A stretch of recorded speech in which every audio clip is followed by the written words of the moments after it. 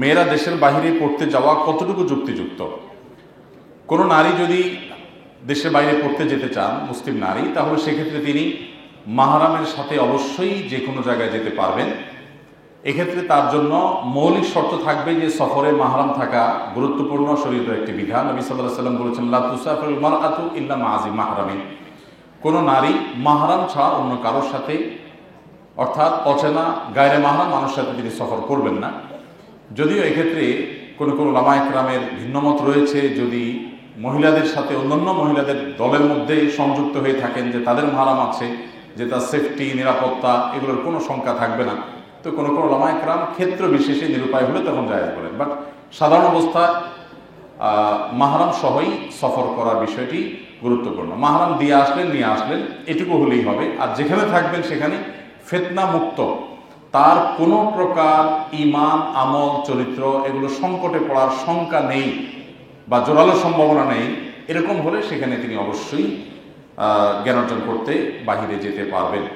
আমি জেনারেল থেকে এখানে পড়ছি, অনেকে মাদ্রাসা থেকে এসেছেন, তারা খুব কর্কশ ও রূঢ় ব্যবহার করেন। দয়া করে খারাপ ব্যবহারের ভয়াবহতা বুঝিয়ে বলবেন। খুবই দুর্ভাগ্যজনক প্রশ্ন। দেখুন, মুসলমানের সবচেয়ে বড় সম্পদের নাম হলো, ঈমানের পর সবচেয়ে বড় সম্পদের নাম হলো উত্তম আখলাক বা সুন্দর আচরণ।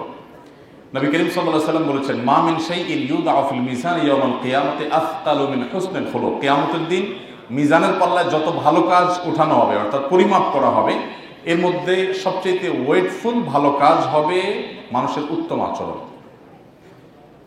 আমাদের এই সমাজে ইবাদত বন্দেগী করা মানুষের সংখ্যা কম বেশি থাকলেও মুসলিম হিসাবে সুন্দর আচরণকারী, উত্তম আখলাক ধারণকারী মানুষের সংখ্যা সেই তুলনায় অনেক কম। খুব দুর্ভাগ্যজনক একটা বাস্তবতা। মাদ্রাসা শিক্ষার্থী বা আলেম ওলামা যারা আছেন, হাফিজ যারা আছেন, তারা তাদের আচরণের সৌন্দর্য যদি প্রদর্শন করতে না পারেন, তাহলে তার কোনো দাওয়াত, তার কোনো আলোচনা, কোনো বক্তৃতা, তার কোনো জ্ঞান, এগুলো আসলে মানুষকে আলোকিত করবে না। কারণ মানুষ আমাদের আচরণটাকে আগে পড়ে, আমাদের কথা শুনে তার পরে। অতএব যদি কোনো মুসলমান তার আচরণ খারাপ থাকে, তিনি অন্য সমস্ত আমলে অগ্রসর হলেও তিনি আল্লাহর কাছে অগ্রসর হতে পারবেন না। এই জন্য আমাদের আচরণ হতে হবে সবচেয়ে সুন্দর, সবচেয়ে ভালো। এবং আপনি মাদ্রাসা ব্যাকগ্রাউন্ডের, আপনি আলেম, আপনি হাফেজ, আপনি বক্তা, আপনি অনেক কিছু, কিন্তু আপনার আচরণ ভালো না, তাহলে দিন শেষে আল্লাহর কাছে আপনি ভালো মানুষ হওয়ার কোনো সুযোগ নেই। এটাকে সবচেয়ে প্রায়োরিটি দিয়ে, ফরজ ইবাদতগুলোর পর সবচেয়ে প্রায়োরিটি দিতে হবে আমাদের আচরণকে, আমাদের ব্যবহারকে।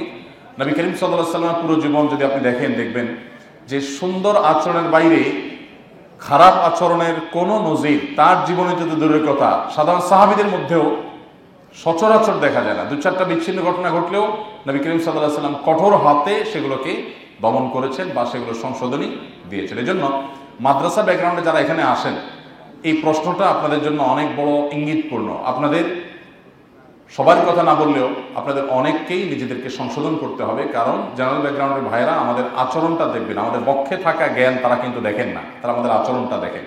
সো যেটা তারা দেখতে পান, সেটা সৌন্দর্যই তাদেরকে ভেতরে যেতে সাহায্য করবে। আপনার আচরণ মানুষকে ইসলামের পথে আহ্বান করবে, আপনার ইসলাম থেকে দূরে সরাবে, দুইটার যে কোনো একটা অবশ্যই।